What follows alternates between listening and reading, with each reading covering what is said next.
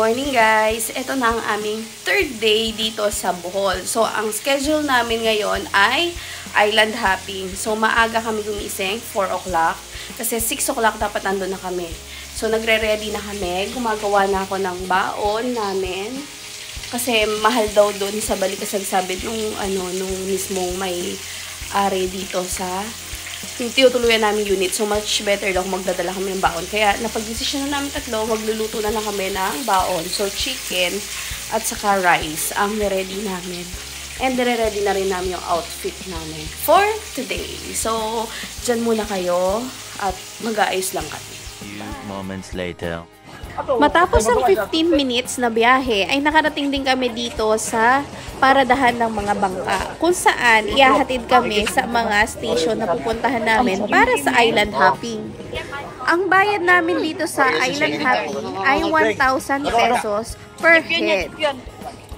Maya-maya lang ay sumakay na rin kami sa bangka at kami ay pupunta na sa station na pupuntahan namin kung saan manonood kami ng mga dolphins. Ang una nating stop ay dito. Maghahanap tayo ng dolphin kasi tayo ay magdo-dolphin watching. So ngayon wala pa kami nakikita. At maya-maya lang, meron ng kumpul-kumpul ng mga dolphins ang nagpakita sa amin.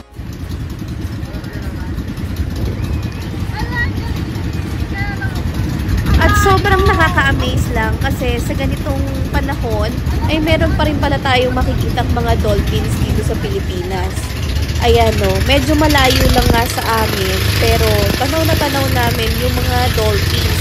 Hindi lang isa, napakarami nila at sunod-sunod talaga at nakapila silang lahat.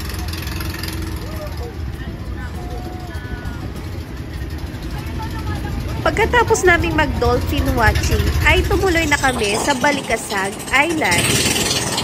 Dito sa Balikasag Island, dito kayo pipick upin ng boatman na ma-assign sa inyo para sa fish feeding.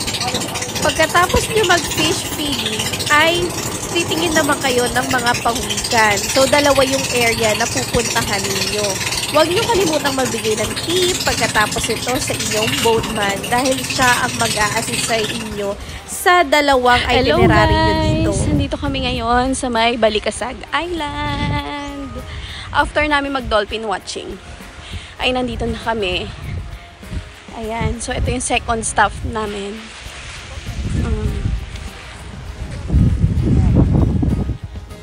Pagkababa ng bangka, ay sinundan na namin si Kuya at hinatid niya na kami kung saan kami maa-assign na table. Yun nga lang, dito sa Balikasag Island, dito na rin kayo magla-lunch. At siguraduhin nyo lang na meron kayong baon. Pwede naman kayong bumili ng food dito sa island, kaya lang halos triple ang presyo dito. Kaya much better na magdala na lang kayo ng food. Actually, bumili lang kami dito ng shake kasi may baon naman kaming rice and ulam. Saan? Ewan ko.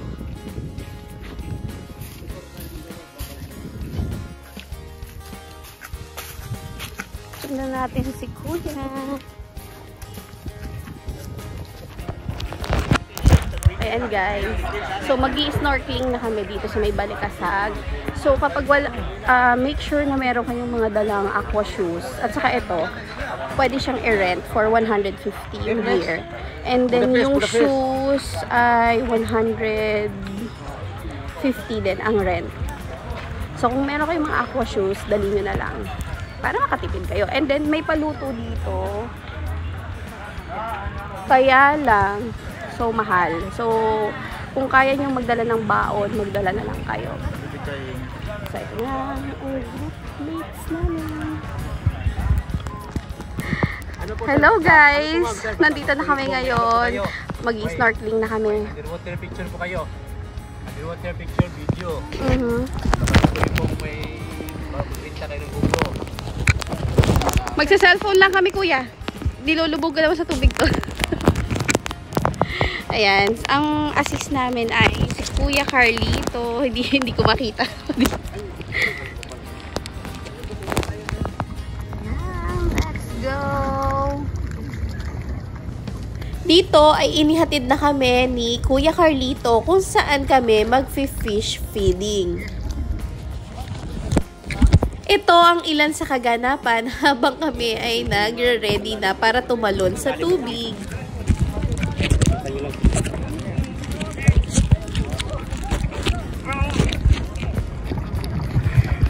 Kailangan nyo palang bumili ng Sky Flakes kasi yun yung gagamitin nyo para sa fish feeding. Ang presyo dito sa island ay 15 pesos ang isang pack, ang isang balot pala, sorry. So, kung pwede, magdala na lang kayo ng biscuits na pwede nyo ipakain sa fish para mas makamura kayo. At para magkaroon kayo ng magandang under the sea na picture and photos video, ay pwede naman din kayo mag-rent ng GoPro. Ito ay 1,000 pesos at ita-transfer na rin ito sa inyong phone.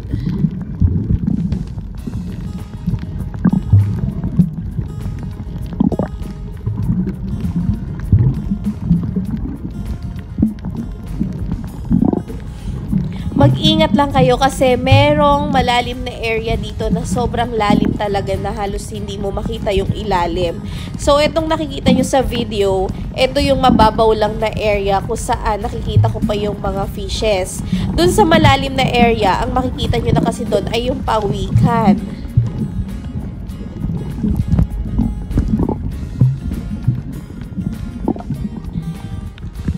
Sa tagpong ito ay sinubukan kong kumuha ng video ko. Kaya nga talagang kailangan nyo magdala ng GoPro or mag-rent kayo kasi ang struggle pala pag cellphone ang dala mo.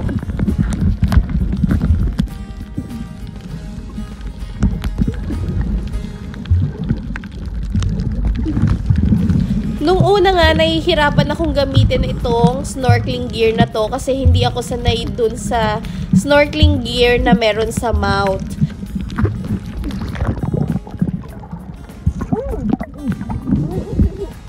Pagkatapos naming mag-fish feeding, ay sumunod naman namin ginawa ay turtle watching naman kami. At nasa area sila kung saan napakalalim. Kaya medyo mahirap talaga silang makita. Pero bilib talaga ako dun sa mga marunong mag-dive. Kasi nakuhaanan nila ng malapit na video yung pawikan. After na activity namin dito sa Balikasag Island, ay kumain na rin kami ng lunch dito. So bumili kami ng shake kasi nakakahiya naman doon sa restaurant na inupuan namin. Pagkatapos namin pumunta sa Balikasag Island, ay sinunod naman namin itong Virgin Island. Ngayon lang ako nagkasignan. Nandito kami ngayon sa Virgin Island. Ang entrance fee dito ay 20 pesos lang naman. Okay, so for the meantime na iihi na kami. Magsi-CR muna ako. Okay. Ayan. May CR naman dito sa likod. Joy! Wait mo ako. Ayan.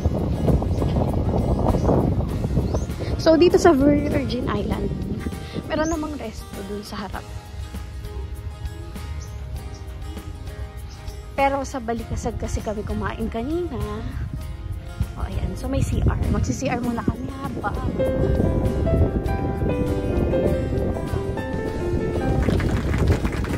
Kala nyo, totoo no? Pang picture taking lang. At ito na nga, patuloy naming inikot itong Virgin Island. Ganito ang makikita nyo. Nandito rin yung pinakamahabang sandbar na pwede nyong pagpicturean, pag-photoshoot. Ayan. So ngayon, ibang-iba na yung itsura nitong Virgin Island based do sa mga napanood kong vlog. Sabi kasi nila before, meron pa daw mga nagtitinda dito na mga seafood, katulad ng mga sea urchin. Ayan, so pwede kayong bumili. Ngayon, ang nakikita na lang namin dito ay isang restaurant pagkapasok mo. Peaceful dito sa area na to, mahangin din. At yung boat ninyo ay mag-i-stay dito for 20 minutes para ma-enjoy nyo yung place.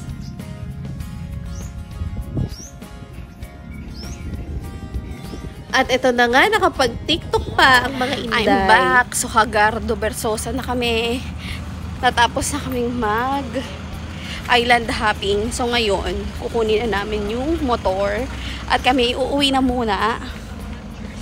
And babalik na kami mamaya para mag-swimming. Bye!